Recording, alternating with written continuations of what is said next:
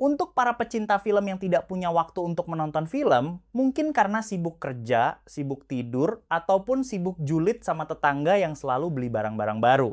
Oke deh, nggak perlu berlama-lama, langsung saja ke filmnya. Dengan memperlihatkan sebuah penyerangan yang dilakukan oleh sekelompok manusia bertopeng ke sebuah kantor televisi Bangla atau sering disebut juga channel Bangla yang merupakan saluran televisi berbahasa Bangla dari negara Bangladesh atau wilayah Benggala, di mana mereka melakukan pembantaian habis-habisan dan menjadikan sebagian yang tersisa sebagai sandera yang kemudian pimpinan bertopeng tersebut menyatakan perang di hadapan kamera yang saat itu sedang aktif.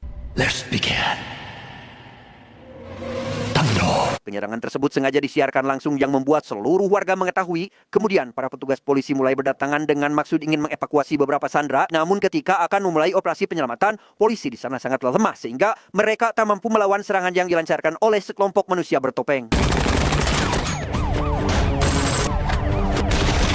Seluruh tim keamanan dan medis lainnya mulai berdatangan ke TKP. Tidak hanya itu, para reporter dari saluran TV lain berbondong-bondong meliput berita tersebut. Bahkan seorang mendagri bersama sang jenderal langsung turun tangan dengan sibuk memikirkan cara untuk mengeluarkan para sandera dari dalam kantor televisi. Yang di sana, jenderal mengatakan jika tim SWAT sudah dikerahkan ke TKP untuk mengatur situasi di sana.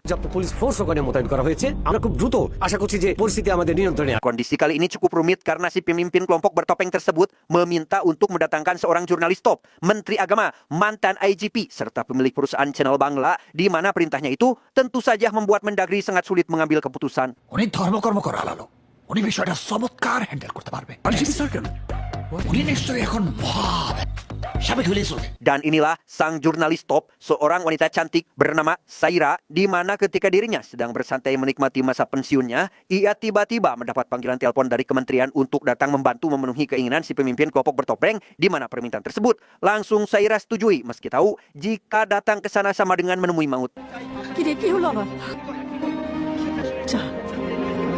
Selanjutnya kita akan diperkenalkan dengan Menteri Agama bernama Monayem. Saat ini dia sedang menemani ibunya yang sedang sakit parah, dan ketika dirinya mendapat perintah untuk ikut masuk ke dalam kantor channel Bangla, tentu saja ia langsung menolak. Namun setelah berpikir beberapa saat, Monayem yang tak ingin reputasinya rusak pun memilih untuk menyetujui permintaan tersebut. Untuk kemudian ada mantan IGP bernama Rapi. Sama halnya dengan Menteri Agama, dirinya juga takut apabila masuk ke kandang singa. Namun demi menjaga image sebagai seorang IGP, Rapi memutuskan untuk menyetujuinya meski ketakutan selalu menghantuinya. Dan yang terakhir, ada CEO perusahaan saluran TV channel Bangla bernama Faiz, di mana ia sama halnya dengan Monayem serta Rapi memilih untuk menyetujuinya meski tahu jika hal buruk kemungkinan akan terjadi. Setelah berkumpulnya 4 orang yang diinginkan pimpinan kelompok bertopeng, orang yang pertama masuk adalah Saira. Namun sebelum masuk, Saira dibekali sebuah pulpen yang telah didesain dengan kamera kecil bertujuan agar tim SWAT mengetahui bagaimana kondisi di dalam kantor. Namun sayang, pulpen yang dibawa Saira berhasil diketahui oleh si pemimpin bertopeng dan langsung menghancurkannya saat itu juga.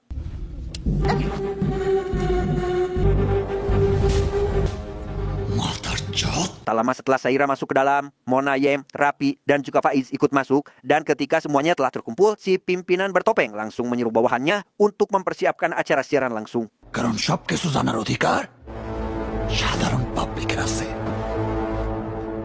Human rights. Sebelum acara siaran langsung dimulai, keempat tokoh tersebut didandani seperti biasa. Yang ketika semua persiapan selesai, si pimpinan bertopeng segera mengaktifkan kamera dan berita pun dimulai. আমি জানি আপনারা ওই লাইভের জন্য অধীর আগ্রহে অপেক্ষা করছেন। উপস্থিত আছেন সাবেক আইজি জনাব Rafiqullah. Dengan adanya berita tersebut, hampir 98% warga Bangladesh menonton siaran tersebut. Mereka penasaran dengan maksud dan tujuan si pemimpin bertopeng mempertemukan keempat tokoh penting. Yang dari kejadian ini, berbondong-bondonglah orang menonton channel Bangla. Siaran tersebut tidak hanya ditonton oleh para orang tua, bahkan anak-anak sekalipun ikut menonton acara itu. I suggest আমার মনে হয় আইজিপি সাহেব প্লিজ দাঁড় করায় রাখা উচিত। Setelah semua persiapan selesai, acara pertama dibuka dengan memperkenalkan diri dari seorang pimpinan bertopeng bernama Sadin. Kemudian Sadin juga memberitahu alasan kenapa dirinya menyerang stasiun TV Bangladesh, yakni channel Bangla, yaitu hanya ingin membuka suara untuk sistem keadilan yang ada di negara Bangladesh. Mendengar kenyataan itu membuat Saira penasaran dan meminta Sadin untuk menceritakan apa yang sebenarnya terjadi, hingga membuat Sadin nekat menyerang orang yang tidak bersalah. Live চলছে, বাংলাদেশের কোটি কোটি মানুষ দেখছে, so please clear করুন। Untuk mendapatkan alasan kenapa Sadin berbuat nekat, kita akan dibawa ke 8 tahun lalu. Waktu itu Sadin yang masih lugu dihampiri oleh pengacara bernama Nisad yang datang memintanya untuk segera berkunjung ke rumah menghampiri keluarga Nisad demi memberi kepastian pada hubungan yang telah mereka jalani selama ini. Namun sayang, Sadin yang sampai saat ini belum mempunyai pekerjaan memohon kepada Nisad untuk memberinya waktu. তো এটা তো ফোন ধরে বললেই হয়। কি বলবো বলো এই নিয়ে 22 বার চাকরির ইন্টারভিউ দিছি। Nisad yang tahu perjuangan Sadin demi mendapatkan pekerjaan sangatlah tidak mudah. Ia tak memaksanya untuk datang ke rumahnya secepat mungkin. Ia justru memberikan dukungan penuh agar Sadin tetap semangat saat mencari pekerjaan, meski sebelumnya selalu ditolak oleh setiap perusahaan. এই জন্যই তো তোমাকে এত ভালোবাসি। Beberapa hari kemudian, Sadin memberanikan diri datang ke rumah Nisad. Di sana, ia bertemu dengan calon mertua yang langsung mengajaknya bermain krambol. Meski pertama kali bertemu, hubungan mereka seolah-olah sudah lama terjalin. Si ayah juga tak mempermasalahkan tentang Sadin yang sampai saat ini masih belum mendapatkan pekerjaan. Tak enak dengan kebaikan sang ayah mertua, Sadin meminta kepada si ayah agar memberinya waktu 2 bulan untuk menikahi putrinya. কতদিন তুমি আমার কাছে সময় চাও? জি, 2 বার। তাহলে কিছুই বলা যায় না কি হবে? আমি অন্য কারোর হাতে আমার মেয়েকে তুলে দিতে পারি। Berbeda halnya dengan ibu mertua, ketika si ayah mewajarkan hal tersebut, si ibu yang takut jika putrinya akan hidup melarat justru meledeknya dengan mengeluarkan kata-kata yang tak enak di hati. Lantas Sadin yang merasa malu dengan omongan sang ibu mertua pun langsung pergi dari sana saat itu juga. আমি তাহলে আজ আসি।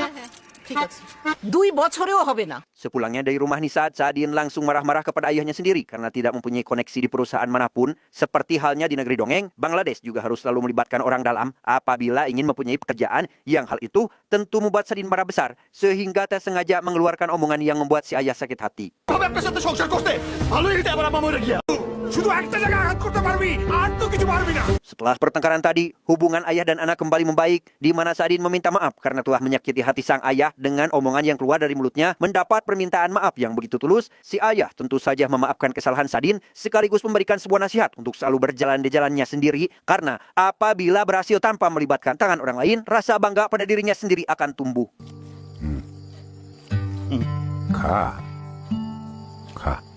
Demi menjadikan wanita tercintanya sebagai istri, dengan bermodalkan doa dan ikhtiar, Sadin memutuskan untuk kembali merantau mencari pekerjaan di kota Dongla. Yang setibanya di sana, Sadin diajak oleh murid ayahnya dulu untuk tinggal di rumahnya. Mendapat tawaran tersebut, Sadin tentu sangat bahagia karena selalu dikelilingi orang baik meski berada di perantauan sekalipun. ভেতরে আসো। এই যে দেখো দেখো আজকে থেকে এটা তোমার রুম। এবারে জানাইও, ঠিক আছে? যাও ফ্রেশ হয়ে দাও। Tak berlama-lama, Sadin langsung mengirimkan lamaran pekerjaan ke setiap perusahaan hingga berhasil diterima di salah satu perusahaan kecil. Dan betapa bahagianya Sadin karena setelah 22 lamaran pekerjaan yang dikirimkan ke perusahaan yang berbeda, akhirnya ia diterima di salah satu perusahaan di Dongla.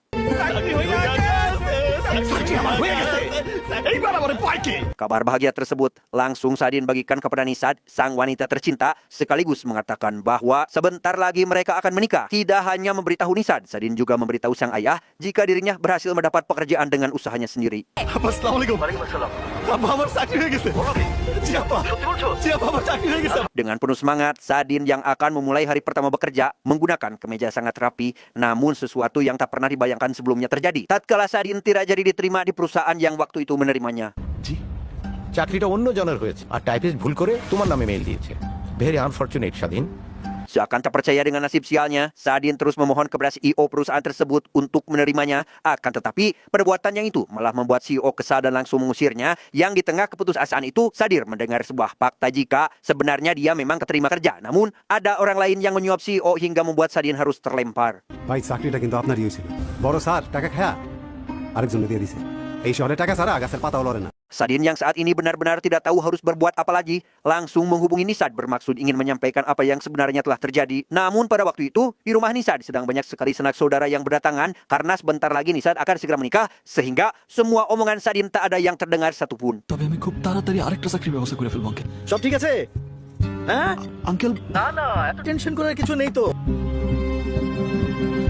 Sejak saat itu, hidup Sadin terus berada dalam kebohongan. Ia berbohong kepada Nisad dan keluarganya jika saat ini dirinya sedang bekerja di sebuah perusahaan besar, di mana hal itu ia lakukan karena tak ingin membuat wanita tercintanya merasa sedih. তোমার অফিস কোথায়? অ্যাড্রেস কি? মতিঝিলে। ওইটাই তো head office. আমি তো হেড অফিসেই জব করি। Hidup yang dijalani Sadin saat ini semakin berat. Ia yang berada di perantauan harus berusaha sebisa mungkin mengatur keuangan untuk bisa memenuhi kebutuhan sehari-hari. Sehingga demi menutupi semua itu, Sadin meminta kepada paman yang menampungnya untuk memberikan pekerjaan per waktu. Hingga akhirnya ia berhasil mendapatkan pekerjaan per waktu sebagai tukang pengantar barang atau makanan. Saddam ভাই আপনি অনেক ভালো ভাই। Siang hari Sadin mencari pekerjaan dan pada malam hari Sadin bekerja per waktu. Kegiatan itu terus Sadin kerjakan sampai dirinya berhasil mendapat pekerjaan yang sesungguhnya. Ia yang awalnya tidak yakin akan diterima bekerja menunjukkan raut yang tidak semangat. Namun ketika direktur di perusahaan ternama di Kota Dongla menyebutkan bahwa Sadin diterima, tentu membuatnya sangat bahagia karena penantian selama ini akhirnya tercapai. কবে জয়েন করবেন বলেন? স্যার আমি বিয়েটা শেষ করে এসে সাথে সাথে জয়েন করব। ঠিক আছে, তাহলে আপনি বিয়ের পর বসে আসেন এবং চাকরিতে যোগ। Sadin yang akan memulai pekerjaan tersebut setelah menikah, ia segera pulang kampung dengan hati yang penuh kebahagiaan. Namun lagi dan lagi, nasib sial seolah terus menemuinya karena pada saat di tengah perjalanan Sadin tiba-tiba dibawa oleh petugas polisi karena mendapat tuduhan telah menghabisi seorang pengusaha ternama. Sir local থানায় ইনফর্ম করবো। কেন তুললাম যে কাকে তুলছো কি তুলছো একদিন পর তোমার এগুলো বুঝাইতে হয় গাড়িতে ওঠো। Sadin dibawa oleh petugas polisi ke sebuah ruang interogasi yang di sana Sadin terus dipaksa untuk mengaku telah menghabisi seorang pemilik perusahaan ternama. Namun karena Sadin tak melakukan apapun, ia mencoba membela dirinya sendiri yang pada akhirnya polisi tersebut malah menyiksa Sadin tanpa ampun. তোমাকে এই ডিপার্টমেন্টে কে কাজ দিচ্ছে? সরো। আমার পরিবার আমার জন্য অপেক্ষা করতেছে, আমার বিয়ে স্যার আমার sir. Bukannya mencari pelaku yang sebenarnya, oknum penegak hukum beleguk itu malah terus memojokkan Sadin untuk mengakui perbuatan yang tak pernah dilakukan olehnya, di mana dengan ditahannya Sadin saat ini membuatnya sangat frustasi karena tepat esok hari dirinya akan melangsungkan acara pernikahan. তুমি ছিলা গুলশানে, তুমি কেন বলছো মতিঝিল? তুমি কিন্তু সত্য বলছো, মিথ্যা বলো না। Why did you kill Aris?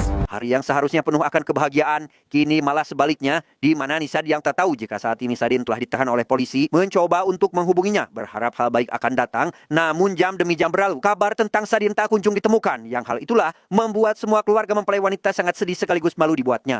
আপনার ছেলে আমার মেয়ের জীবন নষ্ট করেছে। Tepat di hari pernikahan itulah, Sadin dibawa ke lapas terketat di Bangladesh. Ia yang terus-menerus disiksa membuatnya tak tahan lagi. Namun, di samping sel Sadin ada seseorang yang mengajaknya bicara, hingga membuat Sadin memiliki sedikit harapan, meskipun dirinya tak bisa melihat siapa yang ada di sampingnya itu. তোরা তো ভালো মানুষ মনে হয়। তুই কে? আমি স্বাধীন ভাই, আমি স্বাধীন ভাই। Sadin yang sebelumnya selalu pasrah ketika dirinya terus dipukuli, namun berbeda dengan kali ini. Karena setelah melihat ayahnya dihabisi oleh oknum penegak hukum, Nisad juga telah bundir karena tak sanggup jauh dari Sadin, di mana hal tersebut memicu kemarahan Sadin hingga tak mampu untuk dikontrol lagi sehingga...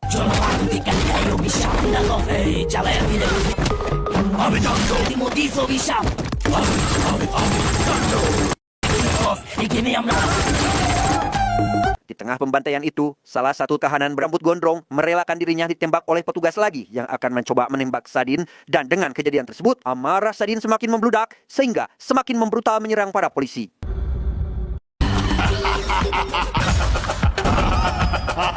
Setelah pembantaian habis-habisan selesai, Sadin bersama tahanan lain mulai merencanakan pembalasan mereka, hingga setelah semua persiapan selesai dengan matang, mereka pun menyerang kantor Bangla yang entah apa tujuan mereka menargetkan kantor channel Bangla. Itulah kisah yang memilukan dari kehidupan Sadin, di mana cerita tersebut membuat semua penonton yang menyaksikan serta mendengar berita tersebut sangat dibuat teriris. Tidak hanya penonton, Saira sebagai seorang jurnalis merasa bahwa tindakan yang dilakukan oknum polisi adalah perbuatan ilegal yang seharusnya sudah diawasi oleh IGP dan para menteri lainnya. ওনাকে কি বিচার বহির্ভূতভাবে বন্দি করে রাখা হয়েছে? তাহলে কি উনি Demi bisa menemukan alasan kenapa selama ini jajaran pemerintah hanya diam saja, terus memojokkan Rapi serta Monayem dengan memberikan mereka sebuah pertanyaan, yang hal itu pasti menjadi sebuah pertanyaan yang menakutkan. Karena apabila salah menjawab, maka reputasi baik yang selama ini telah dibangun seketika hancur lebur hanya karena satu kata yang salah terucap. আসামিকে ঘিরেই আপনাদের রিপোর্টে সাজানো হলো। Excuse me, নামাজের সময় হয়ে গেছে। Dikarenakan Monayem tak kunjung menjawab pertanyaan yang diberikan oleh Saira, terpaksa Sadin menunjukkan sebuah tayangan yang berisikan ibu Monayem yang saat ini dijadikan sandra, dan karena itulah Monayem akhirnya buka mulut demi keselamatan sang ibu. আপনি চালু তো আপনার মায়ের অক্সিজেনও চালু। নেন, চালু hয়ে যাবে। Selanjutnya kita akan dibawa pada cerita Monayem yang membeberkan jika si pengusaha ternama ternyata dihabisi oleh seorang pria bernama Arman Mansur, anak dari pengusaha bernama Amjad Mansur. Arman Mansur sendiri dikenal sebagai orang yang sangat ceroboh. Ia tak segan-segan akan melukai siapapun yang berani menyinggungnya, karena diketahui pada waktu si pengusaha ternama tak sengaja menyinggung sifat buruk Arman yang membuatnya marah dan langsung menghabisi si pengusaha tersebut. Who do you think you are? Demi menghilangkan bukti, Amjad meminta kepada pemerintah untuk tidak menyangkut pautkan Arman dalam penyelidikan di mana para menteri yang tiada lain Rapi, Monayem serta Faiz, pemilik saluran channel Bangla, memanfaatkan situasi dengan meminta imbalan 500 crore atau kalau dirupiahkan kurang lebih senilai 950 miliar dan mereka akan menutup rapat tentang siapa pembunuh si pengusaha yang meskipun permintaan itu sangat berat, Amjad tetap menyetujuinya karena ia tak ingin masa depan anaknya hancur karena terkena kasus. Dan? Deal done. Dikarenakan kepolisian harus mendapat tersangka, maka dengan kejinya, para bawahan menteri itu membuat Sadin dan menjadikan dia sebagai tersangka utama.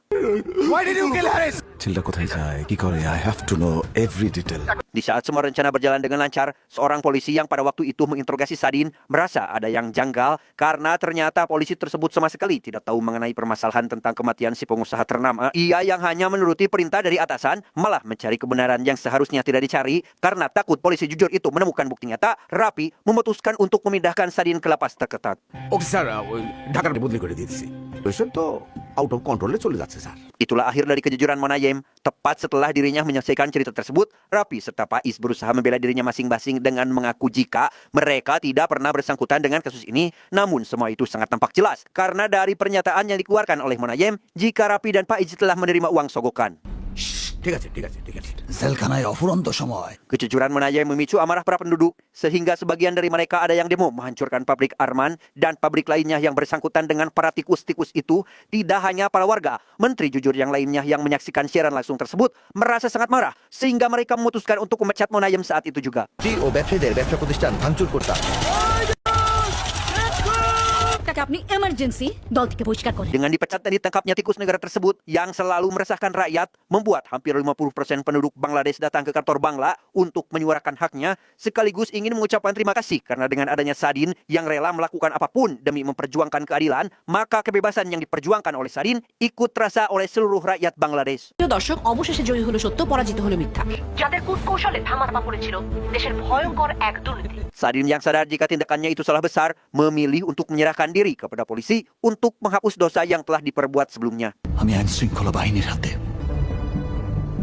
এই দেশে আইনের শাসন প্রতিষ্ঠা হোক Sadin yang akhirnya merasa benar-benar terbebas setelah dirinya berhasil membongkar kejahatan para menteri yang seharusnya menjadi panutan bagi rakyat dan menjadi gerbang masa depan rakyat serta negerinya sendiri, namun mereka malah berbuat jauh sangat tak layak untuk menjadikan sebagai panutan, sehingga untuk itu Sadin ingin setiap kejahatan ditangkap, setiap pendosa diadili, serta ia menginginkan hukum dan ketertiban ditegakkan tanpa harus menggunakan uang sebagai jaminan, dan yang terakhir, Sadin menginginkan untuk setiap kali melihat ketidakadilan, kejahatan, ataupun korupsi, selalu angkat suara untuk menentangnya yang akan menjadikan negara bebas dari para tikus berdasi. Arrest him গো Di tengah perjalanan menuju kantor polisi, bus yang ditumpangi Sadin tiba-tiba diberhentikan oleh sekelompok manusia bertopeng. Entah apa yang akan dilakukan oleh Sadin selanjutnya, karena bukannya pergi mempertanggungjawabkan perbuatannya, ia malah kabur bersama dengan kelompok bertopeng.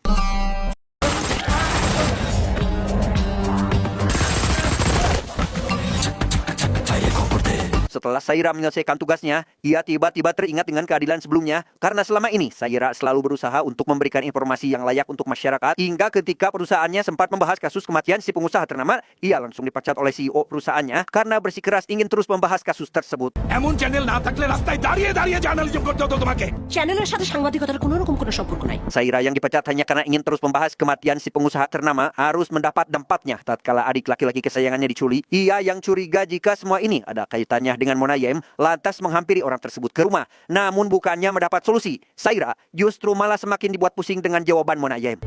তুমি দায়িত্বশীল মানুষ যদি তোমার গুম হওয়া ভাইকে উদ্ধার করতে পারো আমি নিশ্চয়ই অনেক খুশি হব Saat itu, Saira selalu diliputi dengan kesedihan hingga pada akhirnya ia bertemu dengan Sadin yang langsung menceritakan semuanya dan dugaan Saira selama ini terbukti benar karena ternyata adik laki-lakinya dikirim ke lapas yang sama dengan Sadin, namun nasib sial menimpa adik Saira tatkala dirinya ditembak mati karena tidak berkata jujur. আপনার ভাইরে ওরা মাইরা ফেলছে Mendengar kenyataan pahit itu membuat hati seorang kakak sangat sakit sehingga demi membalaskan dendamnya, Saira menyarankan Sadin untuk menyerang kantor Bangla yang merupakan tempat para tikus berdasi bersembunyi. সারা বাংলাদেশের সামনে এদের মুখোশগুলো খুলে দিন। Kembali ke masa kini, Saira yang saat ini sedang diliputi dengan kebahagiaan tiba-tiba mendapat kabar buruk, yaitu Sadin melarikan diri. Mendapat kabar tersebut, Saira langsung mendatangi kantor pemerintah untuk menceritahu lebih lanjut tentang kabar tersebut. Sir সবচেয়ে ভয়ঙ্কর তথ্য যেটা পেয়েছি সেটা হলো এই স্বাধীনের আসল নাম হচ্ছে Polisi yang waktu itu pernah menginterogasi Sadin datang menjelaskan apa yang sebenarnya telah terjadi karena ternyata orang yang menceritakan kejahatan Pak Menteri di televisi bukanlah Sadin yang asli, melainkan seorang buronan penyelundup emas yang sangat sulit untuk ditangkap karena Sadin yang asli adalah seseorang yang waktu itu menyelamatkan Sadin palsu dari tembakan polisi. স্বাধীন most wanted শীর্ষ সন্ত্রাসী Mikhail Orang yang Sadin asli ajak bicara saat dirinya berada di lapas adalah Sadin palsu bernama Michael, seorang buronan polisi yang selama 17 tahun terakhir keberadaannya tak ditemukan, di mana alasan Michael melakukan semua ini hanya ingin mewujudkan keinginan mendiang Sadin asli yang ingin membalaskan dendam terhadap menteri serta pemilik channel Bangla yang telah semena-mena melakukan penyiksaan demi uang. আবার স্বাধীন সেজে স্বাধীনের রিভেঞ্জও নিয়ে নিল। Bersamaan dengan itu, polisi mendapat laporan jika bank utama Bangladesh berhasil dirampok oleh anak buah Michael, sehingga demi mencegah pencurian besar-besaran yang kemungkinan akan terjadi, para polisi serta jajaran tim keamanan lainnya harus memikirkan cara untuk segera menangkap Michael. মিখাইলকে ধরতেই হবে। আমি এই খেলার শেষ সেকেন্ড পর্যন্ত দেখব। Sementara di sisi lain, Arman yang saat ini sedang berada di rumah bangunan kumuh dihampiri oleh asisten ayahnya yang datang memintanya untuk segera pergi, namun bukannya menuruti si asisten, Arman malah menghabisinya karena ia tahu jika si asisten telah berniat buruk karena akan memenjarakannya.